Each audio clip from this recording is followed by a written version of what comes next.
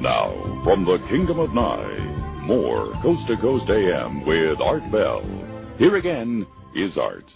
Anyway, so then they take you from Groom Lake, the main facility, and incidentally, Bob, up on my website I've got a picture, a pretty good one, the best one I've ever seen, of the Groom Lake facility, and it shows what appears to be three large hangars, with the one in the center perhaps being the largest. Is that your recollection? Three large hangars. Yeah, three big hangars. There are a lot of other attendant buildings, but three rather large hangars. I don't recall there being three, obviously large hangars on the approach in from Las Vegas, that stood out that much above everything else. Okay.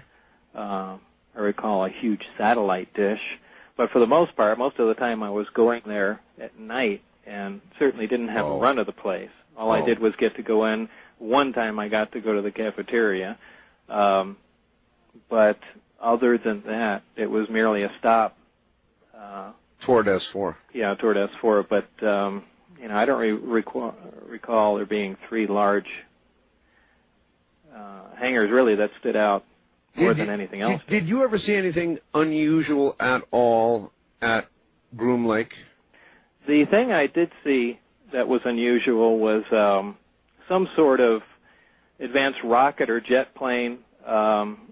People have called it Aurora. I don't know if it was Aurora or if it even exists. But John Andrews from the Tester Corporation and a few other aviation buffs kind of interviewed me more or less about that. It was something along the lines of an X-15 shaped type of craft. Now, we were driving away from this as it was taxiing, but it was a horrendously loud tearing sound that the engines made. And I think my original description was that it made it sound like the air was tearing, and that's the best description I could give to it. Now, I certainly have heard about the new generation of scramjet engines that have supersonic airflow inside that burn liquid methane and so on and so forth. Whether that was these, I don't know. But I did get a look up the exhaust as we were turning, and it was they were rectangular exhaust with some sort of vanes inside. That's all the information I can give, and what it was, I don't know. But that was the strangest thing I ever saw. Do you recall the general shape of the aircraft? Was it close to what we would call a lifting body? No, well, even though the X-15 was a lifting body, it was not a lifting body like you'd see on an F-16 or something, where there'd be a lot more wing incorporated into the body. It was more along the lines of a long, slender body, maybe a cross between an F-104 and an X-15, for those people that are familiar with those planes. Very short, stubby wings,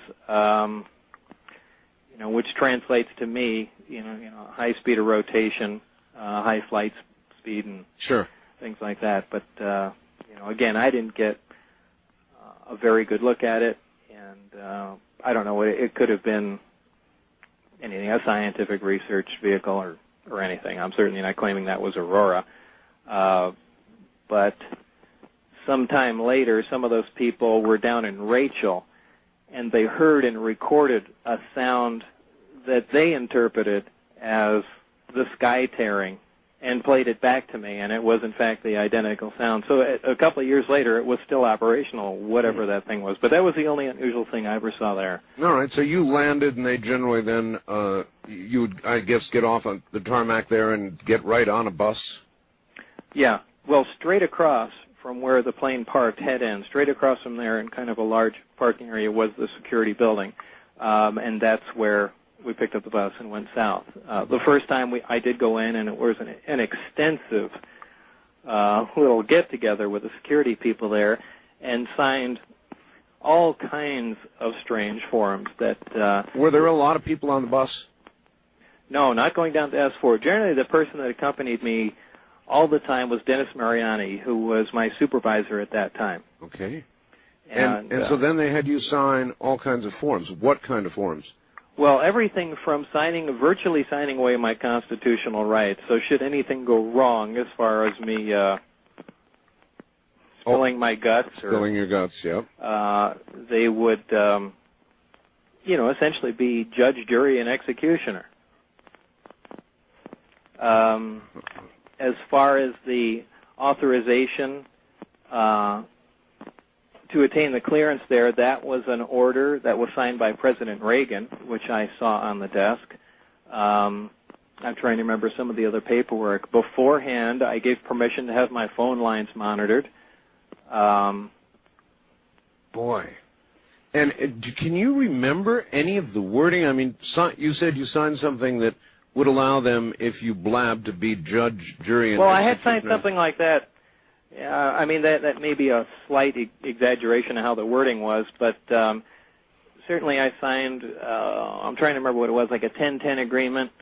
If you've heard that before, I don't remember the exact title of the document, but, it says if you violate, national security secrets, it's 10 years in jail and a $10,000 fine. Does that sound familiar to you? It does. Heard that before. It does. I've signed something like that before, but this was certainly far above and beyond that, which was kind of shocking, actually.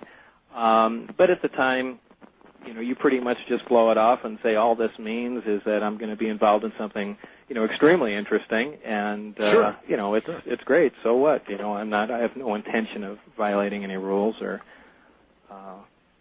causing any problems. So there's no sweat. No, I understand. I mean, by that time you're probably tantalized, thinking this. Oh, really? I was, certainly pumped up. It's going to be real fun.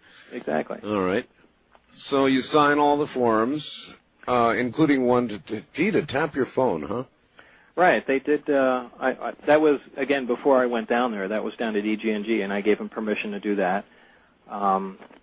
But that was only for a limited amount of time. I don't recall how long that was for. And Bob, to me, that's kind of a silly thing to do in the first place, because if you're going to monitor my phone, why tell me?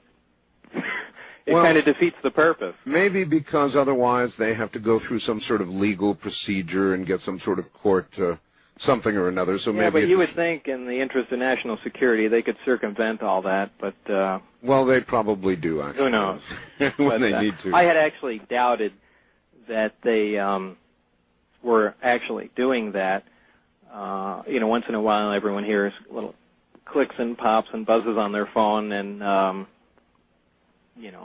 really didn't think that was it. And, my view is a good tap is one you never hear. Well, this is my point exactly. Sometime later, I guess we'll get into that. But when things turned sour, actually before they did, they had come to my house 30 minutes after I got off the phone with Gene one day